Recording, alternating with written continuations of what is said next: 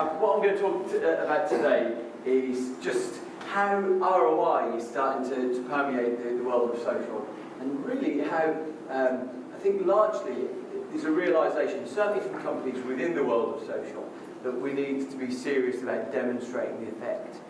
What's definitely true is that the effect of social phenomena has been measurable and been able to be charted for a long time. So here's a phenomenon here. This was observed by, this is people in the street staring up, and the inescapable need to follow what others are doing, the way that we're drawn to that social proof. If other people are doing something, we want to do it. The guy who actually first explored that is this guy, Stanley Milgram, and he also sort of discovered the 6 degrees of separation phenomenon. He was fascinated with social phenomena and the way that they really influenced what we were doing. So definitely charting social and the impact it has is long term.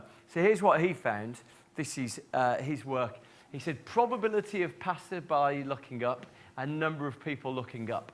And there's the chart of it. So to just go through that, if one person's looking up, there's a 40% likelihood that we will look up. If 2 people are looking up, there's a 60% likelihood that we'll look up. There you go, 3 people, and it's already 65% will look up. In fact, it goes up. If 5 people are looking, there's an 80% chance of looking up. I didn't get to the last one. But effectively, it reaches about 88%.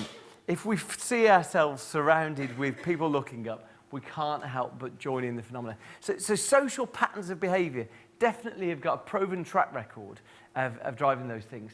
And I think the critical thing, and the thing that we're learning about social media, is we can demonstrate those things on a scaled level for social media.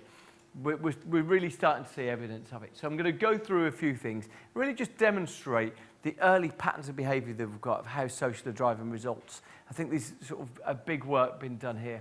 So firstly, I thought I'd kick off just giving you a couple of numbers. So Twitter has 15 million users in the UK. Probably the interesting thing from our perspective, 80% of those people are on mobile, and there's 500 million tweets every day. So sort of well-established facts about how social is really driving the world. Probably the big differentiation, I went through it a bit last year, but the big differentiation really is that Twitter is open and filtered. So consequently, there's no algorithm that determines what you're going to read. You just read what's happening right now. And there can be a sort of a nice, desirable quality to that. It was a fascinating experience 2 nights ago where Hassan Rouhani, who's the president of Iran, firstly, last Friday, he live tweeted his phone conversation with Barack Obama.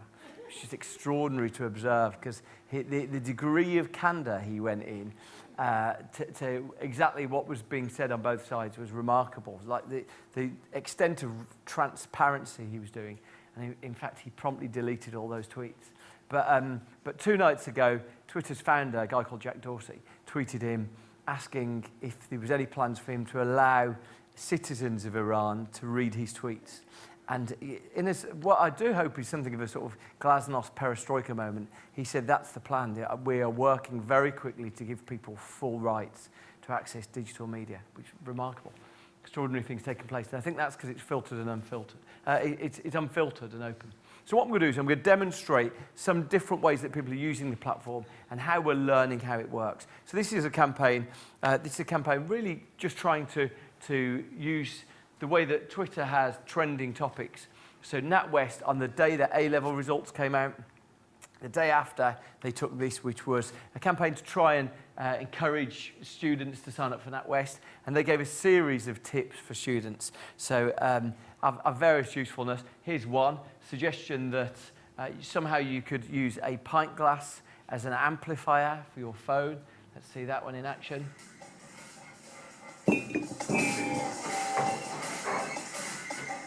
Truly the worst party in the world. This one here is how to heat your flat.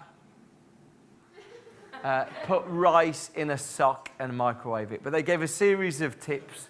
And what we really saw, we're starting to see patterns of behaviour where things like that, where using the the access, they're starting to drive bigger reach and bigger results. So let me talk you through the results that we've been working on in this regard. First thing we've seen is the reach of those formats is driving increased reach of the brand. But probably the most important thing is that we're seeing an 18% uplift from the time before to the time afterwards in positive conversations. Effectively, by a brand appearing to be social, or by participating in those things, it's helping to increase the positive association of them. I want to go further and see if there's more that we can do to get closer to sales. So I'm going to talk about a brand here. This is Paddy Power. And before I go in and demonstrate, I'm going to give you a perspective of how Paddy Power use social media.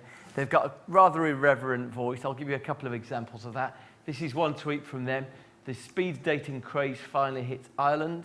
They're an Irish brand, I should point that out. Here's another one here. They really enjoy the interplay, the conversation that they're able to have on an open platform like Twitter. Very, very interesting balance that Paddy Power strike. They like to position themselves as a maverick brand, so they commentate on things going on. And in addition, they use it then to give very clear sales messages. So bet on this sport now. Here's one conversation that they had. So their irreverent tone is certainly something that anyone in that space, in their audience, observes. And in fact, someone commented, here's a dialogue. Ladbrokes, actually, one of their main competitors, tweeted out recently, spotted Wenger back undercover in an attempt to find some more summer bargains in North London. And they tweeted out an image that was basically an old man going around the streets of Harrow. And someone replied here, Sam Chisnell replied here, why are you trying to be funny like Paddy Power? Don't even try to compete. Paddy Power replied, with a play on the word Ladbrokes, they replied, sad blokes. And Ladbrokes replied, cheers guys, that's great. We don't even follow Paddy Power on Twitter, but they follow Ladbrokes. Hashtag Saddy Power.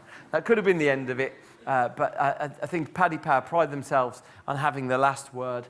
They replied, your mum. So they pride themselves on being irreverent. But what we thought we'd do would start observing what the impact of Paddy Power doing those promoted trends was and seeing the impact of them participating in these conversations. They've done some remarkable advertising this year. Their campaign 2 weeks ago, which was principally a sort of Twitter PR campaign, right behind gay footballers, was remarkable in terms of cutting through, a big campaign idea cutting through. But here's what we found, is we looked at how they used the platform like Twitter and then tried to track if we could observe different behavior that was happening as a result of it. So this was searches, Google searches, Bing searches, as a result of that activity. Firstly, we found that on the day of the trend, these searches went up 164%. In the following week, they remained that high. They remained broadly exactly the same number within the margin of error. But what we observed is in the week after and in the third week, those searches were still going up. And in fact, when we look at site visits there, you see the same. So actually, I should have had two. There should have been site visits and searches. Both go up. So let me look at something else now. Let me look at how people use the platform of Twitter and the way that we're seeing it connected with TV. So there used to be the old adage that you don't talk about sport in a presentation. The reason why is that it doesn't just polarise by gender, but it loses half the audience. Never talk about sport. I think Breaking Bad is the new sport in that regard. Like half the world are fascinated with the mechanics of it, half the world are bored by it. But we saw a vast volume of conversation on Twitter, about 12 million tweets over the last 4 or 5 weeks. Real interest explosion. What I particularly love about this, I don't know how many people watch Breaking Bad here. I'm not going to talk, there's no spoilers here. What I love is this. I'm obsessed with the notion that, you know, when we see a life played out, maybe in a novel or in a film, that we all have an arc of our life. And the tragedy is that none of us, whether we're Miley Cyrus or whether we're Danny Dyer, we never know when we're at the apex of the arc of our life, do we? We never know that moment, that tragic realization that your best point was 15 years ago. Actually, something that we're all patently unaware of. The star of Breaking Bad, I think, Jesse, who's the sort of young, good-looking lad in it. I think he realises, he's probably 30, he realises this is the best week of his life. And he's just got that perspective. And so the joy with which he uses social media is just a wonder to behold. A couple of weeks ago, he said, for this week's episode, I've booked a cinema. Anyone want to come and watch it with me? Come and just let yourself in, and I'll be down in the front row. Last week, he tweeted out, I'm just going to phone 10 people. Just tweet me your phone number, I'm just going to phone you. Just a joy to do it. The thing we always talk about on social media is we say, if you engage with a real tone, I recognise that he's in a unique position. If you engage with a real tone, if you give value back, people are interested. And that's what we saw. His followers have rocketed. People have really been drawn to him. So maybe, he's going to go on to be this Hollywood star, and actually he's going to prove my apex of his life arc wrong. But it's just a joy to behold. We've seen some nice tweets related to it. This is Warren Buffett, who weirdly mocked himself up as the star of the show and sent that image. Or here's one from Frankie Boyle, who's still the best person on Twitter. Hi, Jamie Oliver, do you cook meth? So, but I just explore how we're seeing TV work. So here's an example of how a tweet from a TV viewer might take place. So this is during an episode of The Walking Dead. And what you've got here is you've got this gentleman here called Series71. That's his Twitter handle.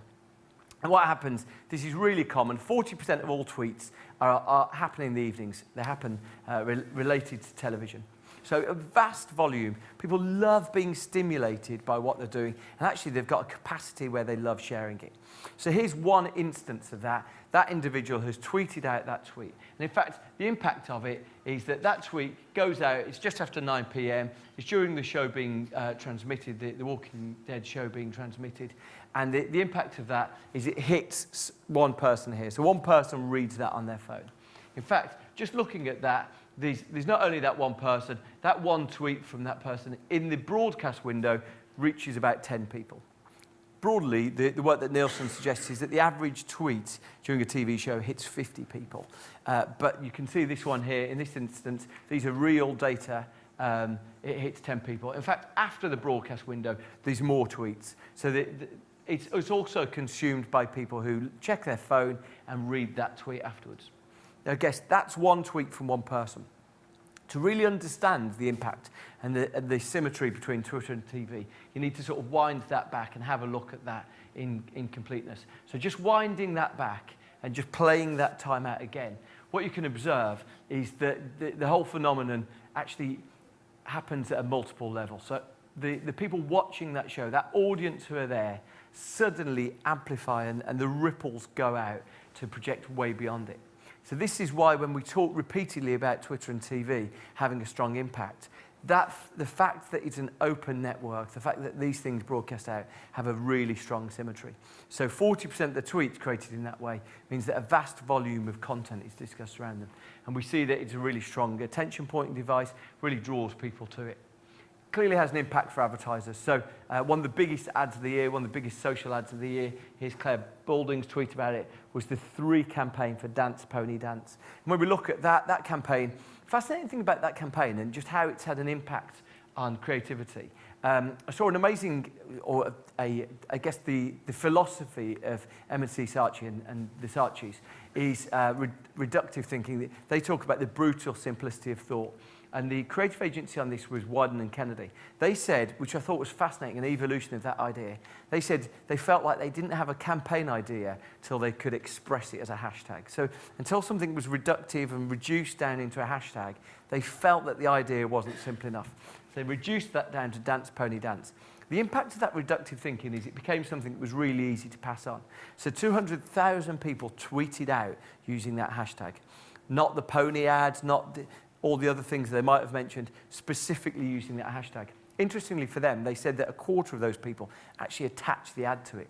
You can see the earned reach of that. If 50 people are seeing each one of those, it very quickly amplifies into a reach. In this case, we found the reach was about 23 million people. Here's another example of it. So this is a campaign for John Lewis. This was a couple of weeks ago.